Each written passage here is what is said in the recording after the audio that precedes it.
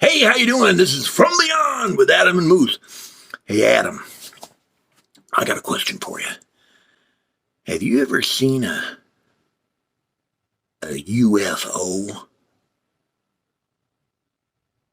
I have. It was 15 years ago. It was in the middle of the night and I was heading to work.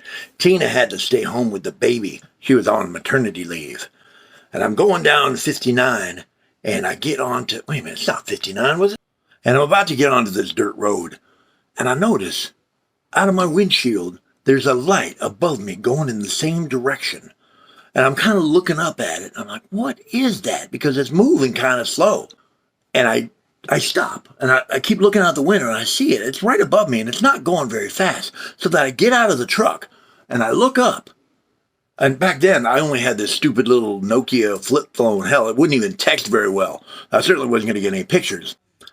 And there it was, clear as can be. A craft above me going in the direction that I'm going with a light on the bottom of each corner and a larger light in the center. And it's just slowly going down the road above me. And it's dropping these little balls of light. They would come down and disappear. I just watched it go off into the distance. And then I got my truck and I went to work. It made me late. Next day, I get home and I talk to Tina about it and she curses me because she missed out on it. I still get guff about that to this day.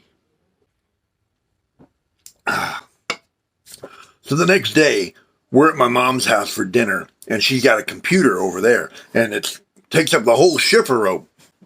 So I get on there and I get on AOL and I type in triangular UFO with balls of light dropping out of it. Right away, something comes up. I click on it and there are reports the night before from the New England states all the way past Michigan and then all the way down to Florida. And it went straight over Michigan where I live. And there was also witnesses in the area and they gave the time. And it was the same time that I saw it. Now, if you want me to call it a UFO, that's easy because I cannot identify it. Was it an alien ship? I have no idea. Was it a military ship? Could be. Who knows? Was it the Aurora Project? You know, I was watching a documentary one time and there was a guy from the Jane's magazine and he said, whatever you see up there is probably 25 years old. Anything that they are currently working on or doing, you ain't even going to see it. What about you, Adam?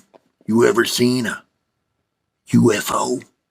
Moose, wow, that's a good story. If I've learned anything from watching countless UFO documentaries and shows on the History Channel late at night, it's that those triangular-shaped craft that you described seeing are often considered to be human-made, but reverse-engineered from perhaps downed alien spacecraft. So, yeah, that could all be part of a secret, massive space force that humans are test flying around the country and around the planet. Is that true? I don't know. Maybe I'm making it up. Anyway, I've actually had several sightings throughout my life, but the first and probably clearest sighting that I've ever had was when I was a young boy growing up in central Pennsylvania. It was a summer day, and I was in my bedroom. I was laying on the floor reading a comic book or something, and I rolled over onto my back for some reason, sort of staring up out the window, kind of high up into the sky. I'm not sure why I did this. And as I lay there, I remember just thinking to myself, what a beautiful day it was. The sky was a vivid shade of blue, and there wasn't a cloud in the sky, not a single cloud, just a blue sky. But then, out of nowhere, I see this object sort of enter the left side of my window and slowly move across the sky. And it was white, about the color of a cloud, I would say, and made no sound. And it just slowly moved at a steady speed across the sky, really high up above our house.